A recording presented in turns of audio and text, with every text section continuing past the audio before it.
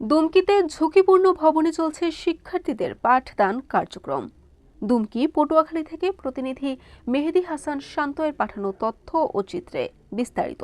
পটুয়াখালীর দুমকিতে শিক্ষার্থীরা প্রতিদিন ক্লাস করছে এমন এক ভবনে যা যে কোনো মুহূর্তে ধসে পড়তে পারে। দুমকির আপাতুন্নেসা খাতুন মডেল মাধ্যমিক বিদ্যালয়ের অর্ধ শতাব্দী পুরনো ভবন এখন ভাঙা ছাদ, ঝুলে থাকা পলেস্তা আর ফাটল ধরা দেয়ালে পরিণত হয়েছে ভয়াবহ ঝুঁকিপূর্ণ স্থানে।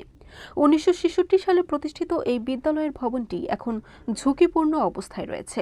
সরজমিনে দেখা যায় ক্লাসরুমের ছাদে পলেস্তা খসে রড বেরিয়ে আছে, দেয়ালের ইট দেখা যাচ্ছে, আর শিশুদের মুখে রয়েছে আতঙ্কের ছাপ। তবুও পাঠদান চলছে, কারণ বিকল্প নেই।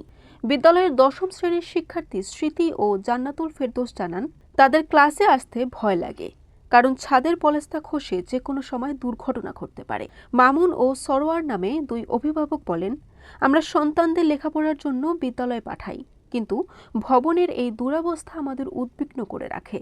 আমরা চাই দ্রুত ব্যবস্থা নেওয়া হোক। বিদ্যালয়ের প্রধান শিক্ষিকা মাহমুদা আক্তার হ্যাপি জানান, বিদ্যালয়ে বর্তমানে 1000 শিক্ষার্থী অধ্যয়নরত রয়েছে। ক্লাসরুমের সংকটের কারণে ঝুঁকি থাকা সত্ত্বেও শিক্ষকরা প্রতিদিন পাঠদান চালিয়ে যাচ্ছেন। উপজেলা মাধ্যমিক শিক্ষা কর্মকর্তা শহীদুল ইসলাম বলেন, বিদ্যালয়ের একটি নতুন ভবন রয়েছে, সেখানে সংকলন না হওয়ায় বিভিন্ন সময়ে ক্লাস পরীক্ষা ঝুঁকিপূর্ণ ভবনে নেওয়া হয়। ওখানে একটি ভবন প্রয়োজনে আমি ঊর্ধ্বতন কর্তৃপক্ষকে নতুন ভবন নির্মাণের জন্য জানিয়ে ব্যবস্থা করব। বরিশাল.নিউজ।